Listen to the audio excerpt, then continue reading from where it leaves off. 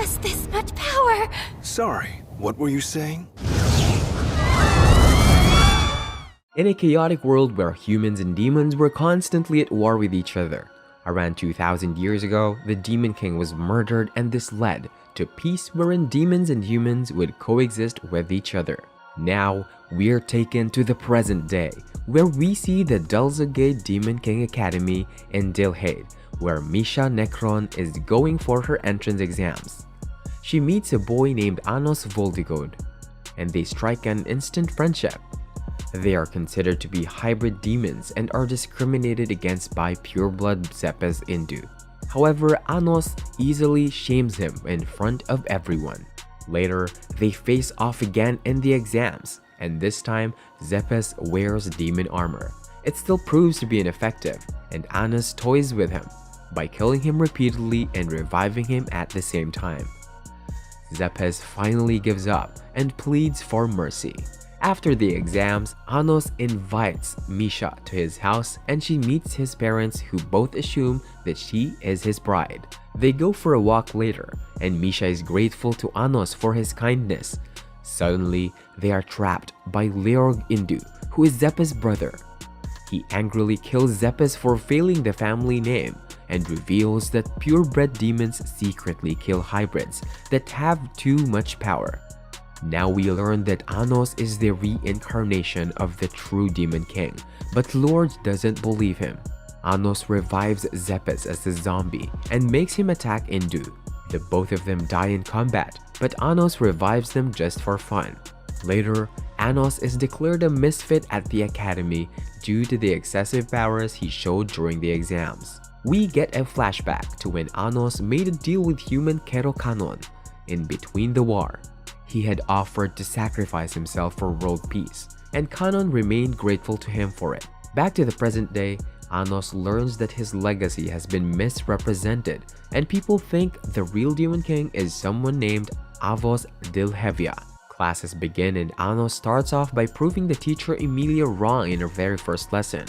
The class needs to pick 2 leaders, and Misha's sister Sasha volunteers along with Anos. He tells everyone that he is the true Demon King, but is not taken seriously, and nobody joins his team except for Misha. Sasha belittles her with her demon eyes, and Anos puts her in her place by shunning her powers. She challenges his team to a competition, stating that the loser has to serve as the subordinate of the winner without any resistance. Anos agrees and makes light work of her team with minimum effort, despite Sasha using up all her powers. She eventually has no other choice but to accept the terms and become his disciple. He brings both sisters home to his parents, and everyone has a good time. Anos drops the sisters to their home, and Sasha seems to like him now. She kisses him awkwardly before saying goodbye. Sasha and Misha talk about Anos, and it looks like Sasha is finally being friendlier with her sister. The next day, the class is told about the 7 elder demon emperors who were Anos' subordinates at one time. One of these emperors, Ivis Necron, arrives, and Anos casually talks to him, much to everyone's surprise. However, Ivis doesn't remember him even after being sent back in time by Anos. Ivis is amazed by Anos' power and meets him after class. They talk about the history of the Demon King. Anos figures that someone has altered the past and is trying to take his place. Meanwhile, Sasha's team tries to persuade her to leave Anos, but she rebukes them, pledging her loyalty to him. Later, the team have to enter an old castle to retrieve magic items as part of an assignment. The castle turns out to be Anos' old home. He learns that Misha and Sasha are twins, so he plans to get them birthday presents. He shows them a secret passageway and leads them to a lower level where his magic scepter is kept. Then he takes Misha to the treasure room and offers presents for her and Sasha. However, when Misha gives Sasha a robe as her gift, she stabs her and claims that this was her plan all along, to gain access to Anos' treasures. But Anos is completely unaffected and belittles her attempt as amateurish. He cures Misha and is about to hurt Sasha, but Misha stops him from doing so and allows her to leave. She reasons that she will disappear at midnight on her 15th birthday because she never existed in the first place. Anos learns that Misha and Sasha are the same person. Ivis had split Sasha's fetus into two beings, so that they could fuse to become a more powerful demon when they turn 15. Misha expresses gratitude to Anos for his kindness. It makes him emotional and he hugs her. They meet Sasha and she challenges Anos to another duel, hoping to beat him this time. However, he wins easily again, and Anos forces her to reveal why she hates Misha so much. We learn that Sasha has been trying to get Misha to hate her all this time because she was going to sacrifice herself instead. However, her spell doesn't work and she begs Misha to reject her to no avail. Anos offers to help them both by sending them back in time to fuse with their unborn fetuses. But then Ivis breaks in and pierces Anos with his sword. It does nothing to him and he toys with Ivis before killing him. The god of time, Hugo Laravias, revives Ivis and fuses with him to attack Anos. Ivis attacks Anos and even stops time, but the Demon King is immune to his powers. He offers to obliterate all the injustices from Sasha's and Misha's life if they accept him as their true Demon King. They immediately say yes, and he sends them back in time, after which he summons his demon sword Venus Dunor and destroys Ivis and Hugo. He revives Ivis, who now bows to his master. He was being controlled by forces operating under Avos. Anos instructs him to investigate the other emperors for more information. Meanwhile, Sasha and Misha have their fate reversed and come back to the present world. Anos is pleased with the results and gives Misha a ring as her gift. They take the scepter so that they can get full marks on their assignment, and then Anos invites them home for dinner. A new transfer student by the name of Lei Glanzudli joins the academy and people are curious to know about this new pureblood. Emilia is shown to be biased against hybrids as she tries to sabotage Anos' team by misplacing the scepter they brought. Anos finds the culprit immediately and mocks Emilia for her inefficiency. A Unitarian named Misa expresses her admiration for Anos and takes the team to a secret fan union for Anos. Misa reveals she's half demon and half spirit, but her father is royalty, so he rejected her. This was what led to her to become a Unitarian. Misa and the fan union asked Anos if they can be a part of his team, and he agrees. The next day, two more emperors named Gaius and Idol trained students for the upcoming Magic Sword tournament. This is where Lei makes his introduction. Both he and Anos defeat the emperors and get along well. Lei wants to join Anos' team, but Anos tells him to take the help of Misa and the fan union so that they can fight. The battle begins and Anos convinces Misha and Sasha to use their true potential to defeat Misa's crew.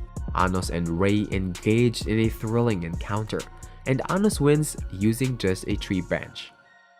He also begins to suspect that Lei is the reincarnation of someone he knew 2,000 years ago. Misa and Lei joins Anos and the sisters for dinner. Anos' mother Isabella reveals that Anos had almost died in her womb, thus further suggesting that Anos is indeed a reincarnation.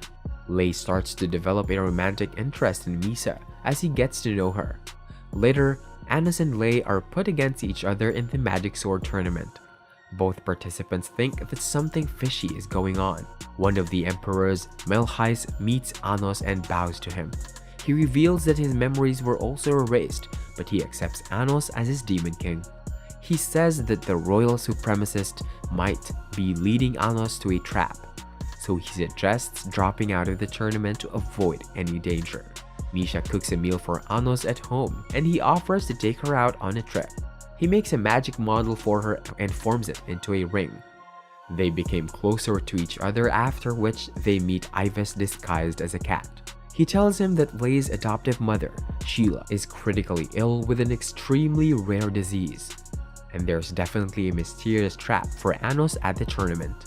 Anos decides to pull out and is ridiculed at first, but is cheered on by Isabella, and then his dad shows up with a sword he painstakingly made by himself. Moved by the love of his parents, Anos changes his mind and faces his first opponent. He wins effortlessly and Emilia gets pissed because it's her brother who loses. Surprisingly, Lei becomes a loyalist and attacks Anos, who defends himself by grabbing onto Lei's heart. He senses he's being held hostage with a contractual sword and believes it has something to do with Sheila. He and Lei both reach the finals without much effort, after which Anos gives his sword to Isabella for safekeeping and takes Misa with him to see Sheila. They learn she's half spirit, half demon. She also says that she's suffering from spirit's disease and Lei has partnered with the royalists in order to save her. Misa tries to use her source power to cure Sheila, but it's too risky for her. Then, Emilia tries to take Anos' sword away from Isabella and attacks her. The Fan Union tries to protect her, but Emilia is too powerful for them, and she kills them all. Anos shows up and revives the girls, after which he kills Emilia. He decides to punish her by reviving her as a hybrid so that she can learn to treat everyone with respect. Lei shows up at the hospital and stops Misa from risking her life to save Sheila. He leaves before Anos arrives. Lei and Anos face off in the finals, but there are some special terms in effect. This involves a rigged bracelet being put on Anos' hand to drain his magical power. Despite having the advantage, Lei violates his contract because he wants to defeat Anos without any hindrance. They put on a show and Anos wins even despite his handicap. However, he gets his arm cut off and he gets locked inside a magic dimension by Melheis, who was the mastermind all along. Gaios and Idol also join in, but are defeated by Lei in no time. After which she goes to save Sheila, who's being held captive in an alternate dimension. Melheis is too powerful for Anos, as more than half of his power has been drained by the bracelet. Things aren't looking good, but then Sheila sacrifices herself to become a spirit sword for Lei. He gives them a temporary advantage, and this allows Anos to activate his destruction sword. He kills Melheis and revives him without the mind-controlling subordinate. Melheis reveals that he was attacked by an unknown entity only recently, and Anos notices Avos watching from the corner. He disappears after that. Anos thanks his father for making the sword that allowed him to win the tournament. Then, he revives both Lei and Sheila, after which Sasha officially commemorates his victory. We're taken to a flashback where we see Anos talking to Kanon. Kanon sensei Jerga attacks Anos out of spite and is defeated instantly. Anos offers to talk to Kanon at his place to resolve the war and teleports. Back to the present day, Emilia is replaced by a teacher named Meno. She tells the class that they will be visiting the Hero Academy Azeshon, a city in the human realm. The students are confused, so Anos gives them a lesson on human magic. He trains his team after that. Gaios and Idol are revived, and they reveal that they were also under someone else's control. Melheis warns Anos against resurrected heroes. He agrees to be careful and teleports the team to Azeshion. Once there, Sasha and Anos meet third-year student, Eleanor Bianca. She tells them that even the humans believe in Avos, and this angers Sasha. Then we learn that there is a class of reincarnated heroes called Jerga Kanon. Anos meets Laos and Ledriano. They claim to be reincarnations of Kanon, but Anos doesn't believe them, especially after defeating Laos with just a blink. Upon seeing this, Eleanor tells him that Kanon was muttered by a human 2,000 years ago. The rest of the academy reaches Azeshion, and the Demon Academy meets the headmaster of the Human Academy, Diego. Everyone is asked to display magic, and Ledriano begins proceedings. The top-ranked demon student Revest struggles to do so, and the humans laugh at him. However, Anos exposes that the humans had rigged the place so that demon magic wouldn't work. Ivis tells Anos that a rumor is being passed around in order to get him killed again. Meanwhile, Lei gets closer to Misa by giving her a necklace during a fair. The next day, the exams begin, but Eleanor is nowhere to be seen. Anos offers to fight the humans, but Revest doesn't recognize him as a pureblood, so he forces Meno to choose him. However, the heroes cheat by using holy water and defeats Revest's team easily. Diego refuses to help the demons, so Anos does it instead. Revest finally asks Anos for help, so he drains the lake immediately to nullify the advantage. Then, he challenges the heroes to take him on. The canon reincarnation seem to be possessed by hate and are being told by a mysterious voice to kill the demons. They are also enhancing their powers with a barrier, and Misha counteracts it by building a castle at its center. Another canon reincarnation by the name of Zesha shows up and puts up a fight against him. Sasha and Blay win their respective battles without much difficulty. Even Anos takes it easy with Zesha and Ladriano. He defeats them at first, but then they overpower themselves with the souls of the 10 million residents of their city. Anos uses the Unitarian fan group's love to counter them. The mysterious voice appears again and commands Zesha to unleash a source explosion despite Anos' warning. Eleanor asks Anos to meet her at the shrine, and he sends Misha first. However, she is attacked by Diego and is almost killed before Anos shows up and heals her. He rebukes Diego for bringing shame to Kanon's name and kills him with disgust. Then he meets a trapped Eleanor who reveals that she is magic.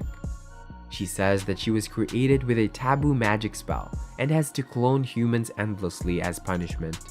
Anos frees her from captivity, after which she gives him a lot of exposition regarding her origin and the clones. She says that Jerga had created a spell that makes humans aggressive against demons. As a matter of fact, he was the one who betrayed Kanon and had him killed by one of his soldiers. Eleanor asks Anos to kill her and to end her suffering, but he suggests saving her instead. Before anything can be done, Diego's clone shows up to interrupt them, but he gets killed by Avos, who is controlling the remainder of the 7 elders. He taunts Anos and leaves. After a few days, Avos and the humans declare war against each other. Anos, his subordinate emperors, and the team decide to prevent any lives from being lost over such a trivial issue. Lei takes this chance to propose to Misa before they go ahead with their plan. The battles begin, and Anos heads to Avos' castle to fight him, but he isn't there, and Lei goes missing. Anos connects the dots and locates Avos. He notices a necklace on him and identifies him as Lei. After some conversation, it turns out that Lei is the true reincarnation of Kanon. Kanon reveals that his sword had allowed him to rewrite history after Jerga's betrayal. He had given up for humankind after this incident. Now he wants to sacrifice his own life, just like Anos had done 2,000 years ago. They fight and Anos kills 6 of his 7 sources with ease. But then he tricks Kanon into killing him so that humans can stop hating demons again. However, Diego orders the Zesha clones to self-destruct, and Eleonora tries to reason with him. Suddenly, he transforms into Jerga, who has now become sacred magic. Kanon struggles against him, so Misha and Sasha combine as one to fight him. However, Jerga's powers allow him to recreate endless human clones, and he eventually causes a source explosion. To everyone's surprise, Anos resurrects himself quickly and he nullifies the explosion. Jerga powers up by forcefully absorbing human souls and takes on both Anos and Kanon, seemingly gaining the advantage. Jerga powers up by forcefully absorbing human souls and takes on both Anos and Kanon, seemingly gaining the advantage. That's when Anos gets powered up by the fan union again and unites with Kanon to eventually kill Jerga. Humans start to get along with demons and peace has been established. Lei is reunited with Misa and they resume their romance. Anos also helps Eleanor break free from her curse so that she can stop making clones. The show ends with Anos' parents going crazy when he brings Eleanor home, thinking she is an additional bride to Misha and Sasha. And there you go, that was the Misfit of Demon Academy. What did you think about this concept? Let me know in the comments below.